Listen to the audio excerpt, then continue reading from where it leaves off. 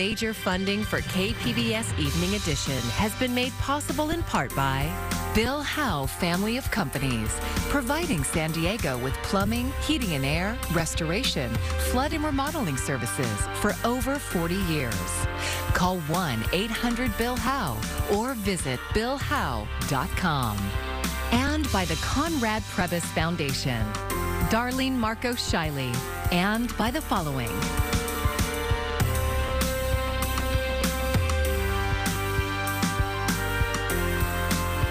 And by viewers like you. Thank you.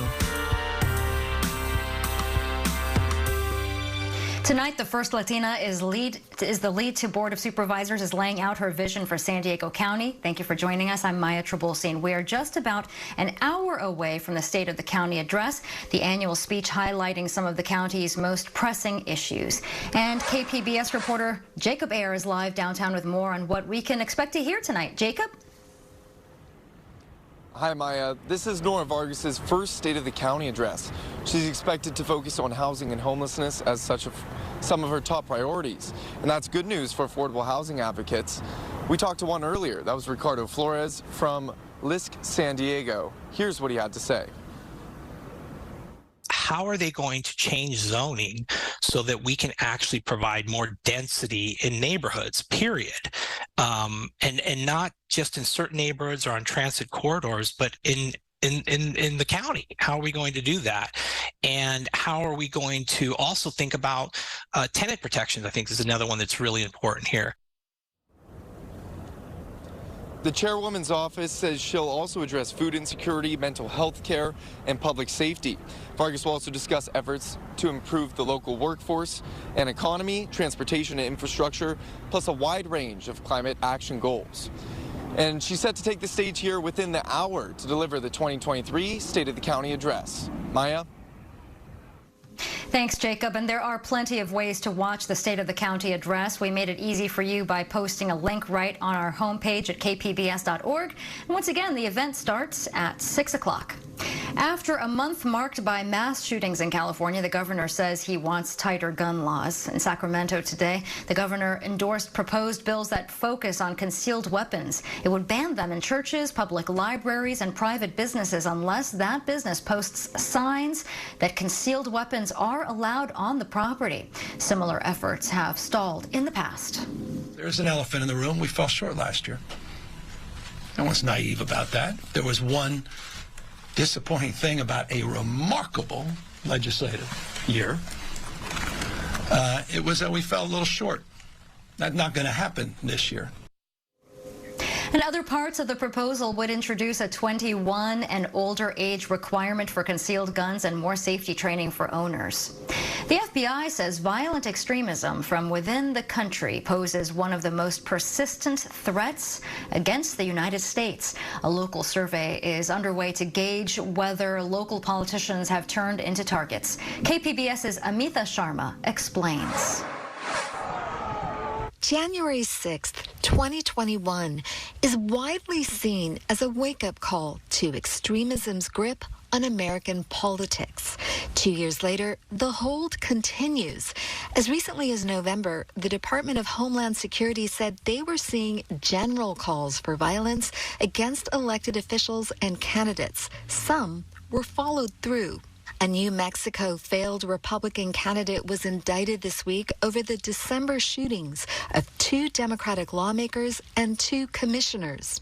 In October, former House Speaker Nancy Pelosi's husband, Paul Pelosi, was attacked in his home. The assault put him in the ICU. There's been, since COVID, a rising vehemence in public displays nationally and locally.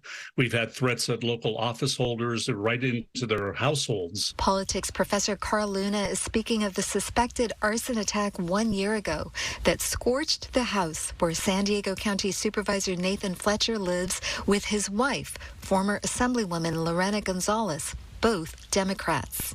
You've had school board members in a variety of school boards who've had protests outside of their houses, receiving on their personal phone lines and in their personal mail not nice correspondence, which is above and beyond like Brown Act open meeting law requirements. Luna is spearheading a poll of 300 elected officials in the county to assess if they're receiving more threats and whether those threats are becoming more violent. He says part of the survey will also explore the effect of those threats. The assumption was there has to be some sort of a negative impact, and we're looking at the survey results to see if we can get a handle on just how severe it is. And most importantly, what can we do to both protect First Amendment rights of petition of government and free speech, but also to provide forums in which we can have meaningful civic engagement. The results are expected to be released in June. The poll is being conducted by the Violence, Inequality, and Power Lab at USD's Joan B. Kroc Institute for Peace and Justice. Amita Sharma, KPBS News.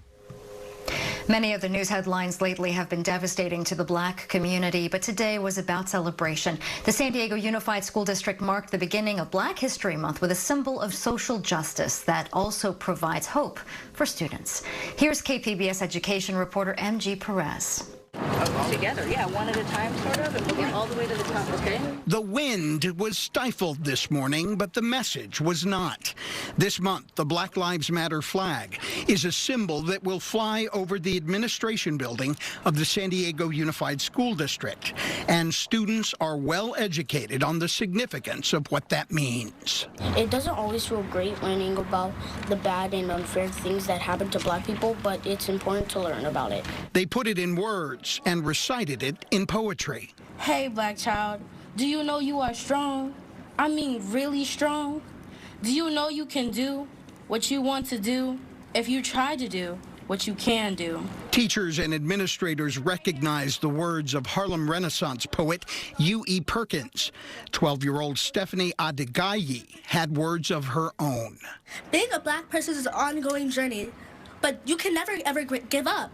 This year, district officials decided to raise the Black Lives Matter flag to show their commitment to diversity and equality across all campuses. And as many of them said, it has been a challenge for them individually. And I know I struggled with identity growing up and am proud of who I am today because of educators. While the flag is a symbol of celebration this Black History Month, there are many people who say there is still plenty of work to be done, especially when it comes to social justice and education here in California. The current state budget has $300 million earmarked to help students who receive free or reduced school lunches. Governor Newsom proposed the spending to give children living in poverty support in closing the educational gap. But some Black education leaders believe that excludes almost 350,000 children of color who are not in poverty and have fallen behind their white classmates who are. When you really analyze the data, it is not a factor of whether or not students have wealth or, are middle class. It is a factor of whether you are Black right now in school.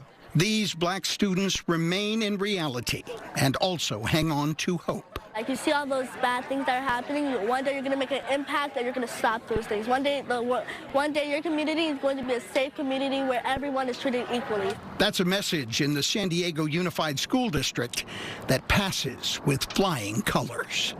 MG Perez, KPBS News. I'm Jeff Bennett. Tonight on the NewsHour, Tyree Nichols is laid to rest after his death at the hands of Memphis police. Coming up at 7 after Evening Edition on KPBS. If you're holding on to Bed Bath & Beyond coupons, now is the time to use them. The retailer is closing 87 stores across the country, including 3 in San Diego County. And those locations are in Forest Ranch, Carlsbad, and San Marcos. Last week, Bed Bath & Beyond warned it received a notice of default from its lender, J.P. Morgan Chase.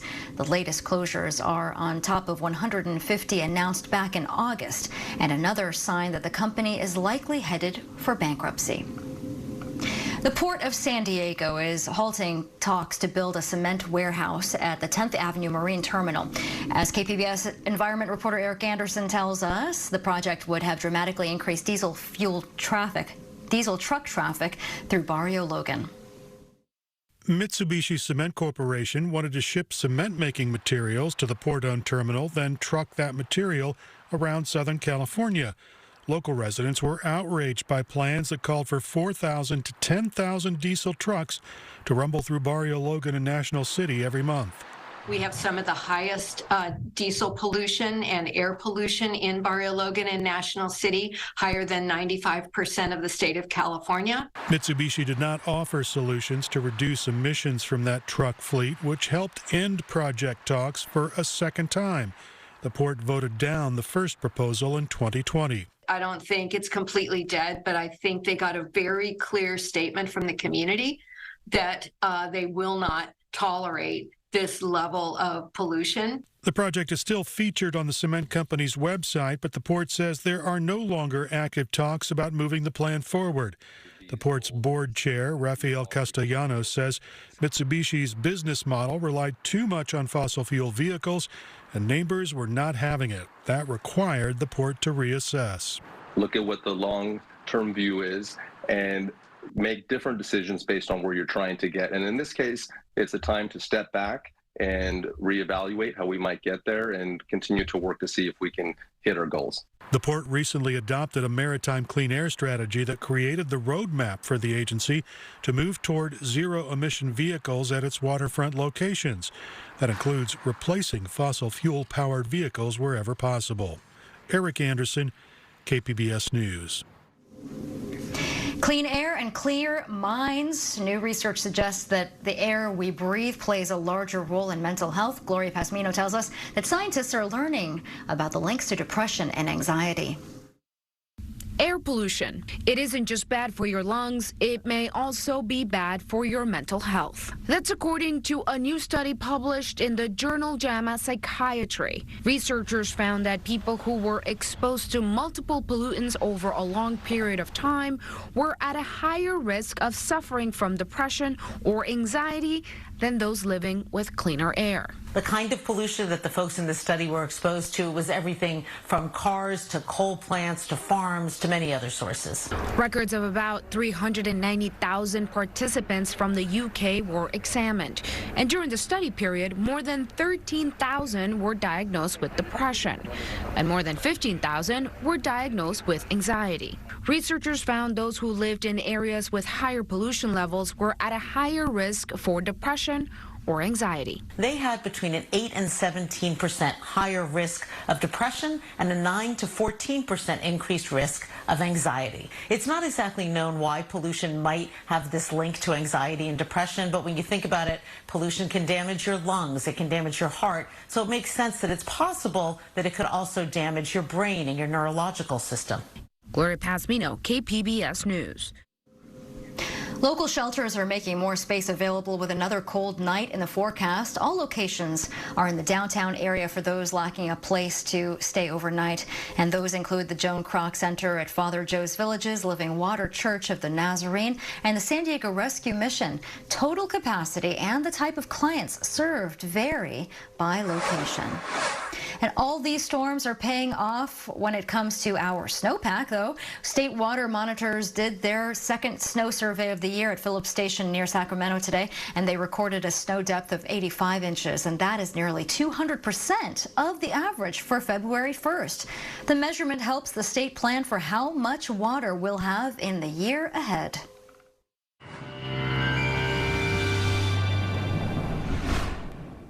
Oh, we have more sunshine back in the mix. Along with that, some interior warming, slight warming over the next couple of days, but we will see those numbers go back down later on this weekend. And some wind coming in with that next area of low pressure. Let's talk about tonight. Mainly clear. Chilly, though. Look at that, down to 41. Some of the outlying areas could easily slip down into the 30s, as we'll see around Oceanside. Chula Vista down to 41.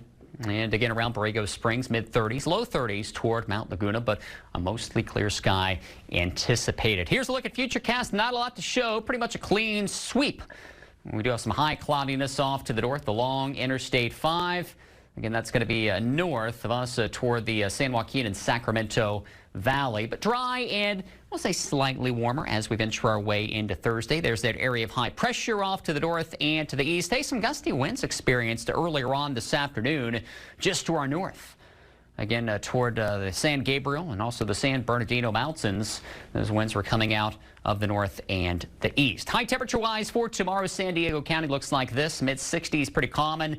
Ramona, 67. The same toward Borrego Springs, Mount Laguna at 46. Chula Vista at 65, and perhaps even a smidge warmer as we go into Friday. Impacts off to the north. There you see some showers in that next area of low pressure. We'll start to see more of an onshore flow as we work our way into the weekend. We'll notice some breezes kicking up, and our temperatures will begin to fall down just a bit. So here toward the coast, not a lot of big impacts. We'll notice the clouds coming in later on this weekend. And again, as we go into Sunday and Monday, that area of low pressure, notice some cooler air. 62 for that high temperature on Sunday. We'll also notice how the numbers climb over some of the interior valleys into Saturday. And then we'll start to fall back with some clouds, mid-60s by Sunday. Mountainous terrain, also looking at some wind with that next area, that wave of low pressure later on this weekend. Not a lot of moisture, but some clouds and cooler air, gusty breezes. Over the deserts, we'll also be talking about a bit of a warm-up here the next couple of days with some sunshine. For KPBS News, I'm meteorologist Justin Pavic. More money is coming to San Diego to make streets safer for pedestrians and cyclists. The U.S. Department of Transportation is announcing $2.5 million for the county planning agency SANDAG, and that'll go toward a mix of projects with the aim of reducing deadly accidents. Nearly $700,000 in additional money is for the city of San Diego. Some of that will be spent on the Slow Streets program, which reduces car speeds and overall traffic in select areas. Low-income Californians may soon be able to get a free e-bike as part of a budgeted statewide incentive program. KPBS reporter Claire Strong went to find out more about it. Electric bikes, or e-bikes as they're known, are more popular than ever. Kids use them to get to and from school, surfers ride them to their favorite spot, and many people view them as an alternative to cars. And they can even reach speeds of almost 30 miles per hour. Well, I love it for getting about town. It's a much easier form of transportation. I never have to worry about parking. We've got great weather usually year-round, right? So it's a quick, easy, convenient way for me to get to places. But the steep price tag, which can be around $2,500 per bike, has prevented lots of people from being able to afford them. However, a new statewide program called the Electric Bicycle Incentive Project hopes to change that this spring. The project is being run by the California Air Resources Board with input from a local nonprofit, Pedal Ahead, which runs a similar one in San Diego, as well as the California Bicycle Coalition. Equity is really central to the program. People will not have to put the money out front. It's not a rebate, like a tax rebate, like many of the electrical vehicle programs. In this case, you will get a point of sale voucher. So you find a qualified bike that you want to buy, you go to a qualified vendor, and you ask to buy the bike, and your voucher will be applied. In addition to making owning e-bikes more equitable, it's hoped the initiative will also cut the number of cars on the roads and cut greenhouse gases. For those who qualify, the voucher will be worth between $1,000 and $2,000 to be spent at a California-based e-bike retailer, which is welcome news for local businesses like Happy E-Bikes, which is headquartered in Carlsbad. It is a great way to get around town. There's no gas needed. Electric power, I believe, is the future. And as technology grows, our batteries will get more compact, more distance out of them, and we become a little bit more educated on how to handle the batteries especially. I'm going to put my helmet on like this. Under the watchful eye of Dan, I decided to try out an e-bike for the first time myself. Here we go. Oh my God, wow. $10 million has been set aside for the program, which is solely for people below the poverty line. And you can find out more information about the initiative, which is due to begin over the next few months, at calbike.org. Claire Strong, KPBS News. And when you look at San Diego's housing market, you can find a lot of luxury housing and a growing share of low-income units. But for people in the middle, it's getting harder to buy or rent. KPBS reporter Jacob Ayer looks at the effort to build more workforce housing around San Diego. While San Diego rents and home prices are starting to come down, Zillow says this is currently the 5th least affordable region in the nation when it comes to buying, and 7th least affordable for renting compared to average income. That's bringing things to a boiling point for many middle-income workers. Many feel like they may not ever be able to afford a home in San Diego, in the communities where they work. Keisha Borden is a director at the California Teachers Association. The union leader represents educators across San Diego and Imperial counties. She says the lack of affordable housing is contributing to a teacher shortage. And we're also seeing our families having to move as well. So we're seeing a decline in enrollment because families simply can't afford to live here. So some local school districts are taking matters into their own hands by building more affordable homes on their land. And if our school districts are able to provide some of that housing for their employees, I think all the better. So hopefully this is something that can spread to other districts. And San Diego Unified was able to pass a bond in order to build housing. There's a point in everyone's life where they would like to be a homeowner. Mohammed Alamuddin is a policy associate at UC Berkeley's Turner Center for Housing Innovation. He says moderate income workers, like teachers, make up a significant portion of the population statewide, and they're having trouble affording to live where they work. Number one, rents are too high, and this is what's leading to people leaving the state. And number two, homeownership's inaccessible. Alamuddin says zoning is part of the issue. He says 70% of urban land in California is zoned for single-family housing, which makes the cost of living pricey. That's where workforce housing comes into play. And it would be placed in a way where it's duplexes and triplexes or cottage clusters, basically a bunch of housing units surrounded around a court.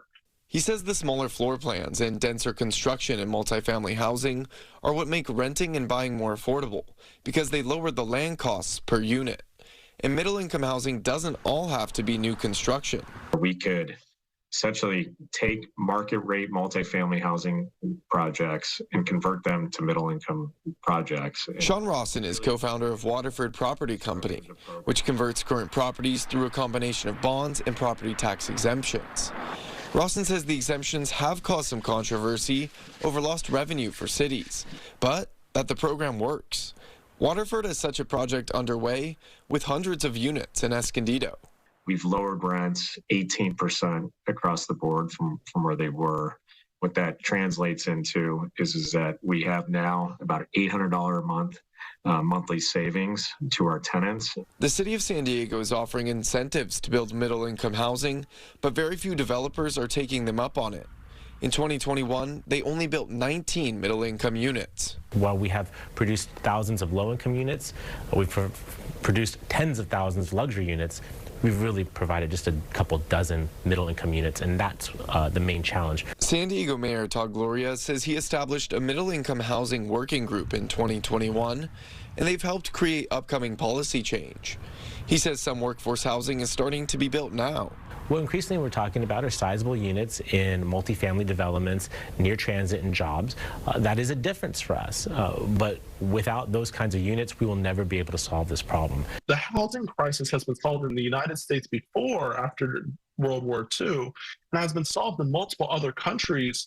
We have to look at the solutions that they're proposing and let that guide us, right? We don't reinvent the wheel, but we look at what works and we replicate it. Gloria will bring a second housing action package to the City Council in the coming weeks with more incentives to build middle-income housing. Jacob Ayer, KPBS News. And you can find more of our feature reporting and investigations online at the KPBS YouTube page. It's updated frequently throughout the day, and that is also where we also live stream KPBS Evening Edition weeknights at 5. And as we mentioned, Black History Month begins today. KPBS arts reporter Beth Accomando has a few suggestions to kick off a celebration of Black culture. Releasing today, the first day of Black History Month, is John Jennings' Ghostlight comic for Marvel.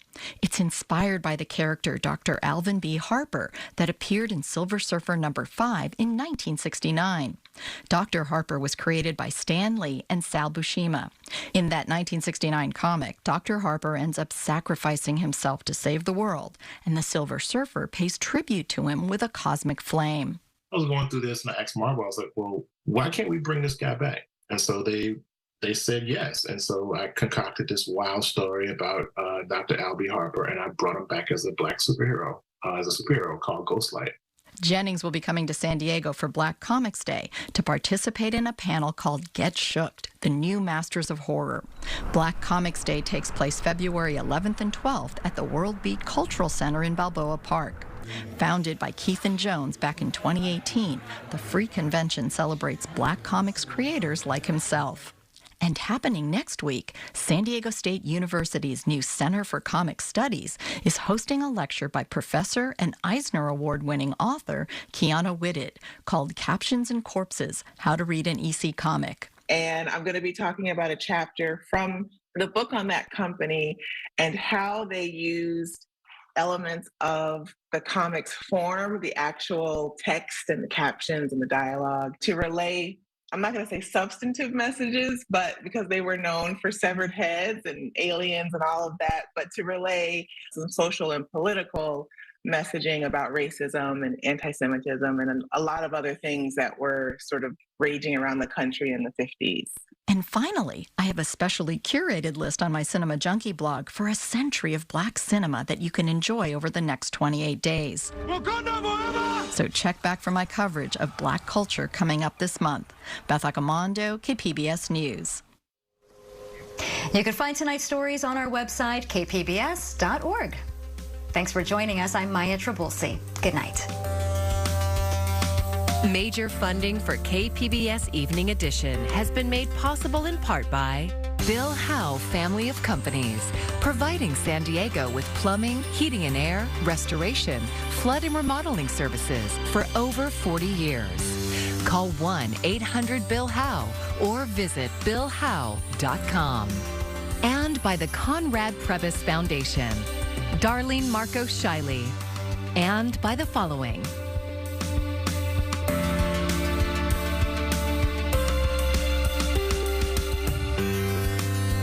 And by viewers like you.